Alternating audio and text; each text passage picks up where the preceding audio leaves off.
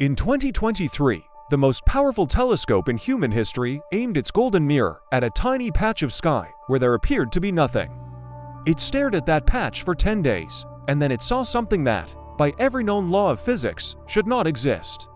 To understand why scientists were stunned, you first need to understand what they expected to see. The standard model of cosmology, known as lambda CDM, tells a simple and elegant story. After the Big Bang, 13.8 billion years ago, the universe was a hot, opaque soup of elementary particles, no stars, no galaxies, just chaos. The first stars, according to the model, appeared roughly 200 to 400 million years later. Small, primitive. They slowly gathered into dwarf galaxies. Those merged with one another. A billion years, 2, 3, and only then did large, mature galaxies like our Milky Way emerge. Think of it like building a skyscraper. First the foundation, then floor by floor. No fully built tower appearing out of nowhere. Now here is what Webb actually saw. As part of the JWST program, one of the deepest sky surveys ever conducted, the telescope detected a galaxy called JWST-GS-Z14-0. Its light traveled to us for 13.5 billion years. That means we are seeing it as it was when the universe was only 290 million years old. 290 million years, on a cosmic scale, that is the first few seconds after birth. And here is where the problem begins. This galaxy is not tiny and primitive. It is massive, bright, chemically mature. Its spectrum contains oxygen, an element that can only appear after several generations of stars have lived their lives and exploded. It looks as if it is billions of years old, but the universe at that point was not even 300 million. It is like finding a fully grown tree in a garden that was planted yesterday. If this were a single galaxy, you could write it off as a statistical anomaly, but Webb found hundreds of them. The CEERS program identified at least 6 massive galaxies within the first billion years of the universe, each containing between 10 and 100 billion stars. Scientists called them universe breakers, not because they physically break the universe, but because they break our model of how the universe works. To grasp the scale, our Milky Way contains roughly 200 billion stars, and it took 13 billion years to grow them. These galaxies reached a comparable size in 1/50th of that time.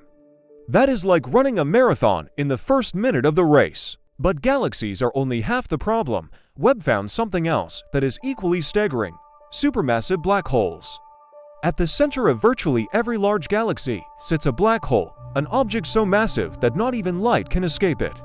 The black hole at the center of our Milky Way, Sagittarius A star, weighs for million suns. It took billions of years to accumulate that mass.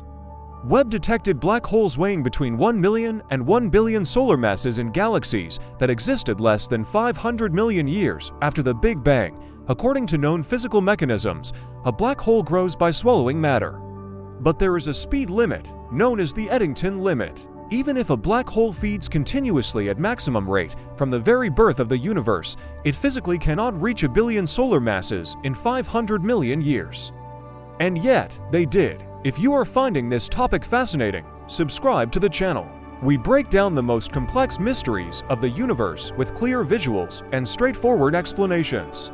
So either our telescopes are wrong, or our physics is incomplete. Scientists check the data dozens of times. The instruments are working flawlessly. That leaves the second option. Right now, there are 3 leading hypotheses. The first, stars were born differently. Perhaps the earliest stars were far more massive than we assumed, hundreds of times heavier than the Sun.